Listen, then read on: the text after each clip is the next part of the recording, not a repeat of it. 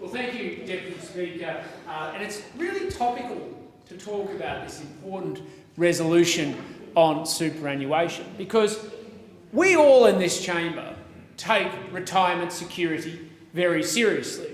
In fact, it was one of the key issues that I focused on in the lead up to the last election, people may recall. And in fact, this side of the chamber wanted to make sure that as many Australians could be independent in their retirement as possible. And the other side of the chamber put forward a great big new tax on Australian retirees. 1 million Australians who would have lost a third of their income overnight had there been a change of government.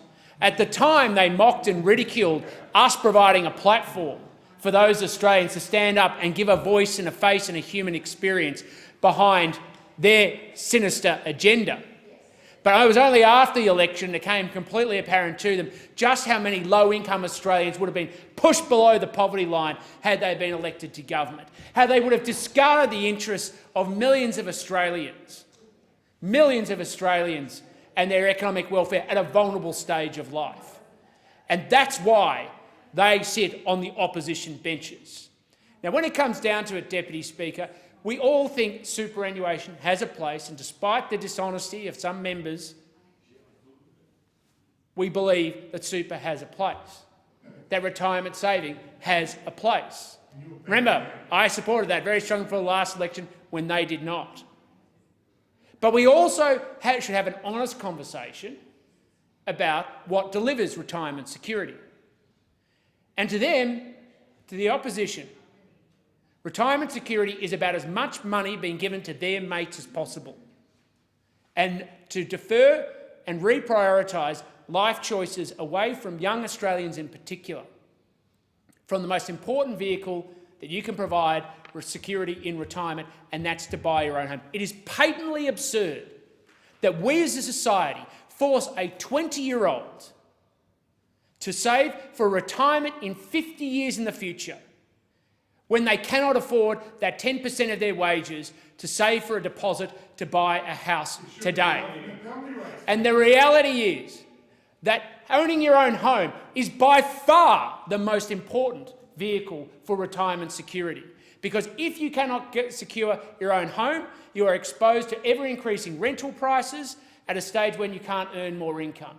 It's clearly been shown by research institutions that homes are the most important thing. Home ownership is the most important thing to retirement security, not having a large super balance, because if we don't have a large super balance, we can at least support it through the pension. And we do. But we know why those on the other side of this chamber so unendingly prosecute the case to increase super contributions. As the member for Mackellar just outlined with the wisdom of 50 years' experience on this day, they do it because the money goes to the funds that their mates control. And they don't care about the retirement security of Australians, they care about themselves. And the money that is laundered through those funds directly through to the Australian Labor Party. And when it comes down to it, you sit here and you make the case about why you support that system, because it benefits you at the expense of Australians and their wages. And this isn't just my opinion, it's the opinion of the Governor of the Reserve Bank of Australia, who said in front of the Parliamentary House Committee on Economics recently, on House Economics Committee directly, that if you increase the cost of the superannuation guarantee, it will cost the wages of Australians. It will also cost the jobs growth of Australians. At this critical time, now, you want to trade off your own interests against the Australian people and harm the job creation, job opportunities that they need right now. And as the member for Mackellar outlined, the Grattan Institute, the Treasury, the Reserve Bank of Australia, ACOS, all understand this, but there's only one group that doesn't seem to, and it is those people who sit on the other side of this chamber and the people who manage the funds who will get the benefit. It is the greatest vested interest argument I have ever seen, at the expense of the Australian people, at the expense of their home ownership, at the expense of their retirement security, at the expense of their jobs and opportunity today.